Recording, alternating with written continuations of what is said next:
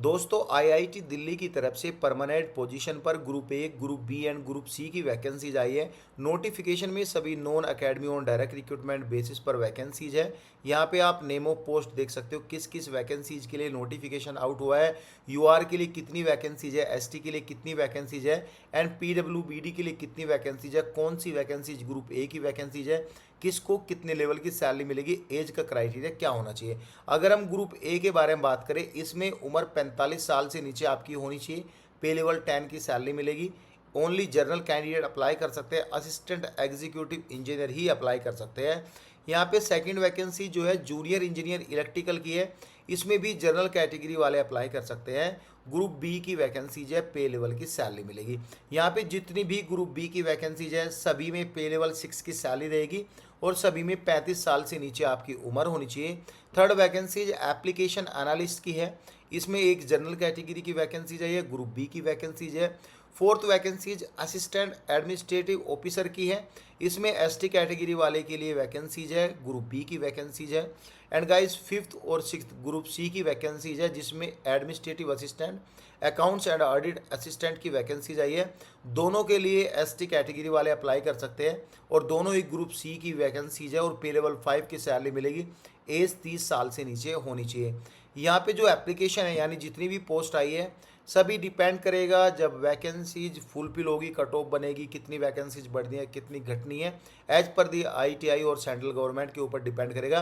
ये सभी norms and condition पीडब्ल्यूबीडी कैटेगरी के क्राइटेरिया को दिया गया है। यहाँ पे बताया गया है age limit and guys age का रिलैक्सेशन जो पॉइंट नंबर 13 लिखा हुआ है, जो भी रिक्रूटमेंट एंड प्रमोशन रूल है अमेंडमेंट 2022 का उसके अकॉर्डिंग होगी, वो मैं आपको आगे चल के बताऊंगा क्या रूल्स एंड रेगुलेशन है। पहले हम बात करेंगे इसके एजुकेशन क्वालिफिकेशन के बारे में।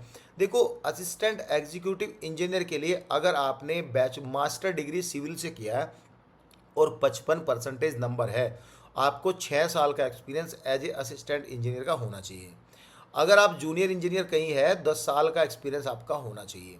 अगर आपने बैचलर डिग्री और डिप्लोमा सिविल इंजीनियरिंग से किया है और 55% नंबर है तो 8 साल का experience as a assistant engineer का होना चाहिए, 12 साल का experience as a junior engineer का होना चाहिए। डिज़ायरेबल हम डिस्कस नहीं करेंगे क्योंकि ये जरूरी नहीं होता किसी वैकेंसीज के लिए। जूनियर इंजीनियर इलेक्ट्रिकल के बारे में बात करेंगे, इसमें बैचलर डिग्री में 55% का नंबर आपका होना चाहिए। बैचलर डिग्री जो है इलेक्ट्रिकल इंजीनियरिंग से होना चाहिए, प्लस के 2 साल का इलेक्ट्रिकल में आपका होना चाहिए, तो आप एलिजिबल होंगे अप्लाई करने के लिए। बाकी यहाँ पे डिज़ायरेबल के बारे में बात नहीं करेंगे।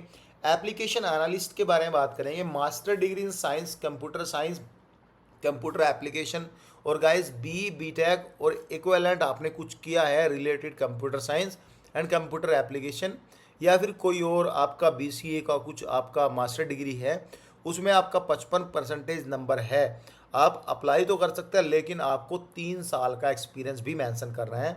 और मेंशन आपका यहाँ पे ERP system development and support maintenance Java technology and good knowledge in reports writing and tools के बारे में। एंड गाइज यहाँ पे ये अगर ये नहीं है तो ये आपका वेब डेवलपमेंट का and maintenance experience in level का आपका एक्सपीरियंस होना चाहिए। Next vacancies assistant administrative officer की वैकेंसीज है। इसमें आपका मास्टर डिग्री किसी भी डिसिप्लिन से हो, 55% नंबर होने चाहिए, 1 साल का रेगुलर या permanent relevant experience under central government या फिर प्राइवेट का भी हो तो भी यहाँ पे आप अप्लाई कर सकते हैं।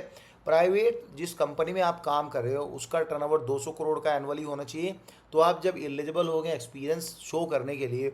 अगर आपने मास्टर डिग्री नहीं किया, बैचलर डिग्री के साथ साथ आपने 3 साल का एक्सपीरियंस कहीं किया है, तो आप जब भी एलिजिबल हो, लेकिन शर्तें सेम रहेगी, 55% नंबर आपके डिग्री में होने चाहिए। एडमिनिस्ट्रेटिव असिस्टेंट के बारे में बात करें, बैचलर डिग्री में 55% नंबर विदाउट एनी एक्सपीरियंस आप अप्लाई कर सकते हैं।